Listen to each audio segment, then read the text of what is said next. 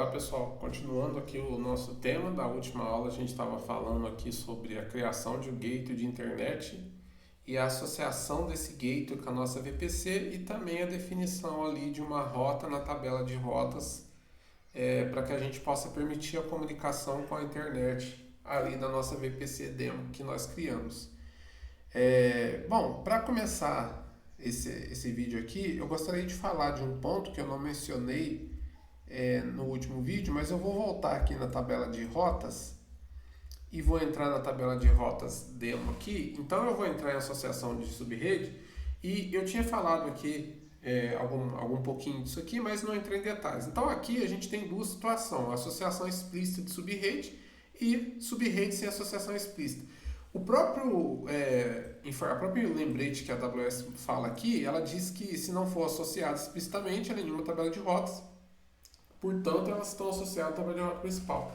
O que isso quer dizer? Quer dizer que eu posso ter uma tabela de rotas, eu preciso ter a principal, né, que é essa que é criada automaticamente quando eu crio uma VPC e ela põe uma rota local ali por padrão.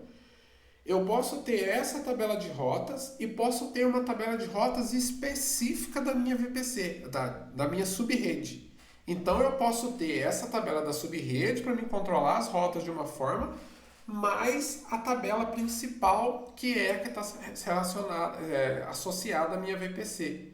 Então isso é bastante comum usar essa prática. Eu crio uma tabela de rotas específica para minha VPC, para minha subrede, associo essa subrede e tenho a principal lá na minha VPC. E por que disso? Porque é comum, por exemplo, a minha VPC se comunica com a internet, né? Ali, quando é necessário, eu tenho apenas aquelas duas rotas mesmo, uma rota local, interna, e uma rota externa, que é para o gateway de internet ou outro serviço que permita isso.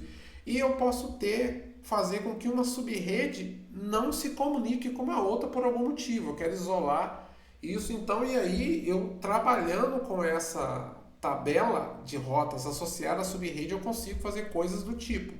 Quando, por exemplo, a gente vai ver aqui subrede privada e a subrede pública. E a gente vai ver a diferença das duas e vai ver como que essa tabela de rota associada à subrede interfere nisso. Não é o tema desse vídeo, mas é importante destacar isso. Mas então vamos lá. Nós criamos então a nossa tabela de rotas, criamos o nosso gateway de internet, associamos a nossa tabela de rotas e criamos a nossa rota para a internet. Beleza, isso está pronto. Mas se eu fosse criar uma instância C2 aqui, ainda assim a comunicação não funcionaria com a internet. Por quê? Porque além da criação da tabela de rotas, da associação da tabela de rotas com a rota que manda para a internet, a criação do gateway de internet, a associação da VPC e colocar na tabela de rotas, a gente vai se deparar com mais algumas questões. Se eu for aqui na minha subrede, deixa eu só ir em subredes, vou pegar a subrede nossa pública aqui. Observem que ela tem o que também foi criado por default, eu poderia criar a minha, eu venho aqui, ela cria algo chamado Network ACL. Então, isso aqui, pessoal, é uma camada de segurança que é associada às minhas subredes. E aqui eu faço o controle de tráfego que chega e que sai na minha subrede. Então, aqui a gente está falando a nível de subrede. Então, o Network ACL, quer dizer, a ACL aqui é Access Control List, né? Ou seja, uma lista de controle de acesso no nível de subrede. Eu vou ter aqui esse formato. Eu tenho aqui as regras de entrada e as regras de saída. E aqui a associação com quais subredes elas estão associadas. No meu caso, está nas duas, que a nossa VPC tem.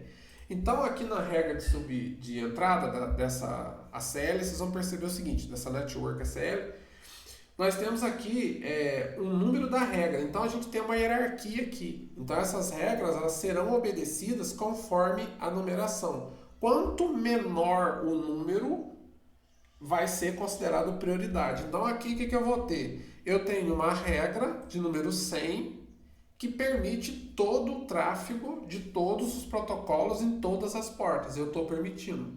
E eu tenho a chamada regra default, que é o asterisco. Ou seja, por default, se eu não configuro nada, vai ser barrado todo o tráfego, tanto na entrada quanto na saída, porque eu tenho default. Isso aqui é uma questão de segurança. Então, se eu tentar editar a minha Network SL, percebam que eu posso remover essa regra de entrada que tem permissão de número 100, mas eu não posso remover a default. E essa regra aqui, ela se aplica tanto à regra de entrada quanto de saída. Se eu for editar, a default é bloqueada.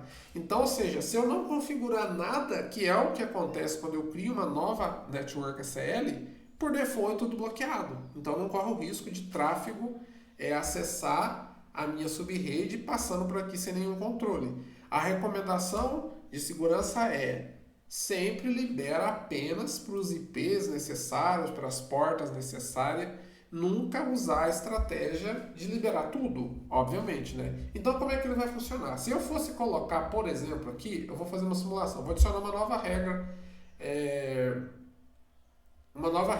de entrada. Então, eu venho aqui, eu poderia dizer o seguinte, ó, adicionar nova regra, vou colocar 101, vou permitir, vou colocar todo o tráfego, tudo, só que agora eu vou fazer o quê? Eu vou negar. Eu posso fazer? Posso fazer. Não parece ter lógica, né? Mas o que vai acontecer aqui? Mesmo, vamos considerar por enquanto essa última regra aqui. Vamos pensar só na K1. Mesmo que eu negue o tráfego aqui na minha regra 100, 101 e permita o tráfego na minha regra 100, então aqui, pessoal, essas regras elas já são avaliadas por ordem crescente, ou seja, eu começo a avaliar, nesse exemplo aqui, eu estou tratando a mesma situação. Então, ou seja, quando ele encontra a primeira regra que corresponde ao tráfego, ele automaticamente vai executar essa ação. Então, por exemplo, mesmo que eu esteja negando todo o tráfego para todas as origens na regra 101, o tráfego vai ser permitido porque a regra 100 será avaliada primeiro e ela permite tudo. Ok? Então a regra é avaliada do menor para o maior número. E se nenhuma dessas regras corresponde ao tráfego de entrada, ele vem para a regra default, aonde por padrão vai ser tudo negado. Então, por exemplo, se eu recebo... Aqui eu permiti tudo, mas vamos imaginar que eu edite essa regra aqui, só para ficar... Aqui vamos colocar... Agora a gente quer todos os TCPs de todos os destinos. Deixa eu fazer um negócio mais interessante. Protocolo personalizado, eu vou negar... Deixa eu achar um protocolo conhecido aqui.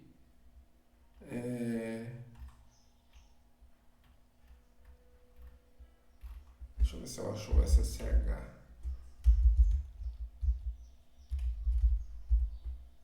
Vou pegar o ICMP. O ICMP de todos os destinos eu vou permitir.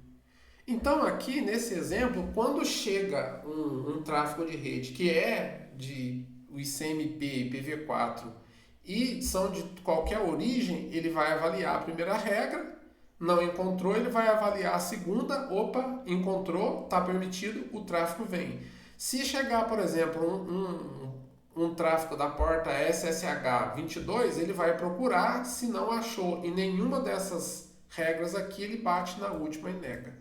Isso funciona tanto para as regras de entrada quanto as regras de saída. Então sempre será avaliado dessa forma aqui as regras de rede na minha Network SL. E toda subrede ela precisa estar obrigatoriamente associado a pelo menos uma Network SL. Quer dizer, ela sempre vai estar associada a uma Network SL. Então funciona dessa maneira. Regra de entrada, regra de saída. Lembrando que a Network SL é conhecida como stateless, ou seja, ela não guarda estado. Então a mesma regra que eu coloco na entrada, eu preciso definir também na saída. Então não adianta eu permitir o tráfego de entrada, se eu não permitir o tráfego de saída, vai ser barrada a saída e eu vou receber um erro, né? Não vou conseguir comunicar. Então, stateless, não tem estado, eu preciso colocar a regra de permissão tanto na entrada quanto na saída. E aqui eu posso não só colocar a regra de permissão, como eu também posso colocar regra de negação. Então, se eu colocar aqui 102, eu posso deixar tudo, eu posso negar também. Ó. A Network ACL permite regra de negação, então eu também posso fazer isso. Bom, pessoal, então eu vou encerrar esse vídeo por aqui, tá ficando um pouco grande e tem mais outro assunto para a gente falar antes da gente conseguir testar a nossa instância, mas falando de Network ACL, esse aqui seria o tema, né, o assunto. Eu não mostrei como que cria, eu já aproveitei, mas é bem simples, eu posso vir aqui criar a Network ACL, NACL-demo. Vou vincular ela a uma VPC, né? Então eu vou colocar aqui na nossa default e vou criar ela aqui, ó. Então ela está aqui, eu posso entrar nela e aqui eu começo a poder editar as regras e inclusive editar a associação. Percebam, pessoal, que quando eu crio uma do zero, ó, como que ela nasce? Negando todo o tráfego de entrada e negando todo o tráfego de saída por default. Então isso aqui é questão que costuma aparecer até em certificação. Quando eu crio uma Network ACL personalizada, como é que funciona o tráfego? Por padrão, ela nega todo o tráfego de entrada e nega todo o tráfego de saída. Agora, a Network ACL Default, eu vou até pegar para vocês verem aqui, ó. Ela é o inverso disso, é essa aqui, ó, tem 6 subredes. A Network ACL Default, por padrão, ela permite todo o tráfego de entrada e permite todo o tráfego de saída. Então, já vem definida essas duas regras. Então, aqui, ó, Network ACL padrão permite todas as entradas e permite todas as saídas. Network ACL personalizada, né, ou criada do zero, ela nega todo o tráfego de entrada e nega todo o tráfego de saída por default. E aqui eu posso associar a uma subrede que pertence à VPC a qual eu criei ela. Então, ó, posso associar essa aqui, por exemplo, uma só, e pronto, a minha subrede automaticamente agora ela vai obedecer às regras dessa Network ACL. E no momento que eu passei ela para essa nova subrede, eu vou voltar aqui na subrede, a gente tinha essa outra subrede aqui, pessoal, vamos observar o seguinte, observem aqui, ó, que ficou somente uma subrede, ou seja, uma subrede só pode estar associada a uma NACL por vez. Não é possível associar uma mesma subrede a mais de uma Network ACL, mas é possível o contrário. Uma mesma Network ACL está associada a várias subredes, igual a gente viu. Tanto que essa default aqui, ó, que foi criada, ela tem 6 subredes associadas a ela. A gente pode ver aqui, ó, então não tem problema. Mas cada subrede só pode estar associada a uma Network ACL por vez. Ok? Então, esse vídeo era isso. Espero que gostem. Até a próxima.